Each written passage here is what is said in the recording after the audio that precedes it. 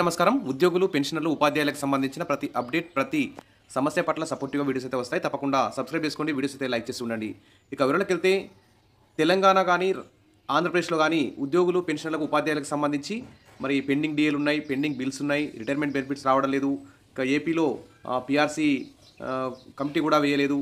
తెలంగాణలో PRC commission వేసి 2 years కావస్తున్న ఇంతవరకు రిపోర్ట్ కూడా తెప్పించుకోవడం లేదు. ఈ విధంగా 2 తెలుగు రాష్ట్రాల్లోనూ భారతదేశ వ్యాప్తంగా ఉద్యోగులైతే మరి ఈ పెండింగ్ బిల్స్ సమస్య కానీ, తర్వాత డీఏల సమస్య, పీఆర్సీ సమస్యనైతే ఎదుర్కొంటున్నారు. ముఖ్యంగా 2 తెలుగు రాష్ట్రాల్లో ఈ సమస్య అయితే ఎక్కువగా ఉందని చెప్పుకోవచ్చు. మరి ఇక్కడ చూస్తే సుప్రీంకోర్టు అయితే ఉద్యోగులకు సపోర్టివ్‌గా నిలిచినట్టు అనిపిస్తుంది. ఇక్కడ బెంగాల్ ప్రభుత్వ ఉద్యోగులకు డీఏ పెంచాలని సుప్రీంకోర్టు ఆదేశాలు ఈరోజు జారీ చేసింది. మనం అందరూ కూడా మరి భారతదేశ వ్యాప్తంగా ఉన్న ఉద్యోగులందరూ కూడా మరి డీఏల కోసం, రిటైర్మెంట్ బెనిఫిట్స్ కోసం, పెండింగ్ బిల్స్ కోసం మరి సుప్రీంకోర్టుకు వెళ్లాల్సి వస్తుందేమో అని చెప్పేసి ఆలోచిస్తున్నటువంటి సందర్భం కనిపిస్తుంది. ఇక ప్రభుత్వ ఉద్యోగులకు 25% డీఏ చెల్లించాలని పశ్చిమ బెంగాల్ను సుప్రీంకోర్టు ఆదేశించింది. ప్రభుత్వ ఉద్యోగులు మరియు పెన్షనర్లు పెరుగుతున్న ధరలను ఎదుర్కోవడంలో మరి వారికి జీతాలు పెంచడానికి ఈ డీఏ ఇస్తుంటారు. ఇది ప్రాథమిక జీతం లేదా పెన్షన్లో దీన్ని చెల్లించడం జరుగుతుంది. దీనికి సంబంధించి మరి ప్రతి 6 నెలలకోసారి ఈ డీఏని మంజూరు చేయాల్సి ఉంటుంది. కానీ ప్రభుత్వాలు ఉచిత పథకాలకి ఎక్కువ నిధులు కేటాయిస్తున్నాయి. ఇటు ఉద్యోగులను గాలికి వదిలేస్తున్న సందర్భంలో ఉద్యోగులు మరి ఉద్యమాలకు సిద్ధమవుతున్నారు. ఉద్యమాలకు సిద్ధమైనప్పుడు వారి మీద ఎస్మా ప్రయోగిస్తామని చెప్పేసి తర్వాత ప్రజలకి, ఉద్యోగులకు మధ్య చిచ్చు పెట్టే విధంగా నాయకులు మాట్లాడడం వల్ల మరి ఉద్యోగులైతే చాలా నర్వస్కు గురవుతున్నారు. ఒక సాధారణ సగటు ఉద్యోగి ప్రస్తుతం ద్రవ్యోల్బణంలో అయితే చాలా ధరలు పెరిగాయి. తమ జీవనాన్ని కొనసాగించడం చాలా ఇబ్బందిగా మారుతుందని చెప్పుకోవచ్చు. కాబట్టి ఖచ్చితంగా ఉద్యోగులు, పెన్షనర్, ఉపాధ్యాయులందరికీ ప్రతి 6 నెలలకోసారి రావాల్సిన డీఏను వెంటనే మంజూరు చేయాలి. తర్వాత పీఆర్సీ 5 ఏళ్లకోసారి ఇవ్వాలి. పెండింగ్ బిల్స్ ఇవ్వాలి. తర్వాత రిటైర్మెంట్ బెనిఫిట్స్ రిటైర్మెంట్ అయిన రోజునే ఇవ్వాల్సినటువంటి బాధ్యత ప్రభుత్వం మీద ఉంది. కాబట్టి మరి ప్రభుత్వాలు ఉచిత పథకాలకే మొగ్గు చూపి మరి ఉద్యోగులను గాలికి వదిలేసిన సందర్భంలో మరి ఉద్యోగులందరూ కూడా మరి తమ యొక్క ప్రయోజనాల కోసం హైకోర్టు, సుప్రీంకోర్టును మరి ఆశ్రయించాల్సి వస్తుందేమో అని అందరూ కూడా భావిస్తున్నారు.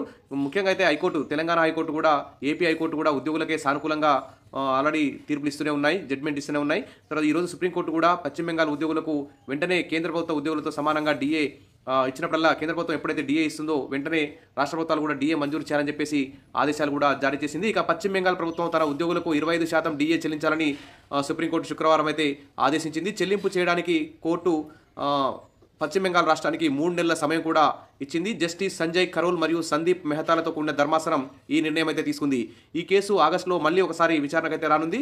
పశ్చిమ బెంగాల్లోని కొంతమంది ప్రభుత్వ ఉద్యోగులు కేంద్ర ప్రభుత్వ ఉద్యోగులకు లభించే డీఏకు సమానమైన డీఏ కోసం కలకత్తా హైకోర్టు ముందు కేసు వేసినప్పుడు ఈ కేసు అయితే స్టార్ట్ అయింది. మే 2022లో హైకోర్టు రాష్ట్రానికి కేంద్ర ప్రభుత్వం రేట్ల ప్రకారం డీఏ చెల్లించాలని ఆదేశించింది. కానీ పశ్చిమ బెంగాల్ ప్రభుత్వం అంగీకరించలేదు. మరియు నవంబర్ 2022లో ఈ విషయాన్ని సుప్రీంకోర్టు కూడా తీసుకెళ్లింది.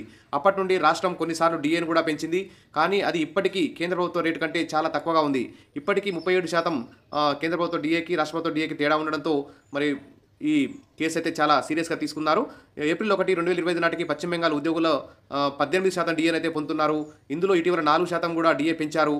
మొత్తం ఇప్పుడు 22% ఉంది. కానీ ఇంకా కేంద్ర ప్రభుత్వం డీఏతో చూసుకుంటే ఇంకా 15% తేడా ఉందని చెప్పేసి ఉద్యోగులందరూ కూడా అసంతృప్తిగా ఉన్నారు.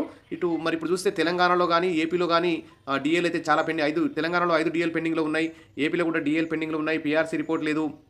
ఇంకా పెండింగ్ బిల్స్ ఇవన్నిటి వల్ల మరి ఉద్యోగులందరూ కూడా కోర్టుకు, మరి పశ్చిమ బెంగాల్ ఉద్యోగుల మాదిరిగానే మేము కూడా కోర్టుకు వెళ్లాల్సి వస్తుందేమో అని చెప్పేసి ఆలోచిస్తున్నారు. ఇటు ఆల్రెడీ ఉద్యమ కార్యాచరణ కూడా ప్రకటించారు. కానీ మరి తెలంగాణలో అయితే 3 ఐఏఎస్లతో అధికారుల కమిటీ కూడా నియమించారు.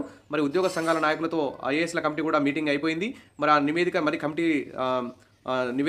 మరి ప్రభుత్వానికి నివేదిక త్వరలో సమర్పిస్తుంది కావచ్చు. మరి కమిటీల మీద కమిటీలు ఇస్తున్నారు. 4 కమిటీలు వేసినారు. గతంలో కమిటీ వేశారు. ఆల్రెడీ పీఆర్సీ కమిషన్ వేసే ఉన్నది. తర్వాత క్యాబినెట్ సబ్ కమిటీ వేశారు. ఈ విధంగా అనేక కమిటీల మీద కమిటీలు వేసి కాలయాపన చేస్తున్నారు తప్ప ఉద్యోగులకు రావాల్సిన డీఏలు మాత్రం పెంచడం లేదు. మళ్ళీ ఇయర్ సంవత్సరానికి ఒకసారి ప్రతి ఫిబ్రవరి, మార్చిలో లక్షల్లో ఇన్కమ్ ట్యాక్స్ కూడా ఉద్యోగులు అయితే చెల్లిస్తున్నారు. మరి ఉద్యోగులు చెల్లించే ఇన్కమ్ ట్యాక్స్ ఎడిపోతుంది. తర్వాత మేము మా జీతానికి సంబంధించి ప్రతి 6 నెలలకు పెరగాల్సినటువంటి డీఏ పెంచకపోవడం ఏమిటని చెప్పేసి ఉద్యోగులు ప్రభుత్వాన్ని ప్రశ్నించినప్పుడు మరి ప్రభుత్వం మాత్రం ఉద్యోగుల మీద ఇక్కడ హరాస్మెంట్ అయితే చేస్తున్నారు. కాబట్టి ఈ విధంగా మరి కోర్టుకు వెళ్లాల్సి వస్తుందని చెప్పి అందరూ కూడా ఆశిస్తున్నారు. మరి పశ్చిమ బెంగాల్ ప్రభుత్వానికి సుప్రీంకోర్టు తీర్పు చెంపపేటని చెప్పుకోవచ్చు. ఇది ఉద్యోగులకు ఒక గుడ్ న్యూస్ అని చెప్పుకోవచ్చు. ఈ కోర్టు తీర్పును బీజేపీ స్వాగతించింది. మమతా బెనర్జీ ప్రభుత్వాన్ని విమర్శిస్తూ సుప్రీంకోర్టు నిర్ణయాన్ని బీజేపీ స్వాగతించింది. దీన్ని ఉద్యోగులకు ఒక సానుకూలమైన తీర్పుగా ఒక మైలురాయి లాంటి ఉత్తర్వు అని చెప్పేసి బీజేపీ అయితే ఇక్కడ అభివర్ణించింది. ఇది పశ్చిమ బెంగాల్ ప్రభుత్వ ఉద్యోగులు మరియు బీజేపీకి ఒక పెద్ద ఘన విజయం అని చెప్పేసి, సుదీర్ఘ న్యాయ పోరాటం మరియు 17 సార్లు ఈ వాయిదాలు పడి ఈ కేసు ఈ విధంగా ఒక కొలిక్కి రావడం పట్ల ఒక మంచి ఉద్యోగులకు సపోర్టుగా ఒక ఆదేశాన్ని వెలువరించడం పట్ల అయితే అందరూ కూడా హ్యాపీగా ఫీల్ అవుతున్నారు. మరి 2 తెలుగు రాష్ట్రాల ఉద్యోగులకు కూడా న్యాయం జరుగుతుందని చెప్పి ఆశిద్దాం. Wish all the best. మరిన్ని అప్డేట్స్ కోసం మన ఛానల్ని ఫాలో అవుతుండండి. వీడియోస్ అయితే లైక్ చేస్తుండండి. Thank you.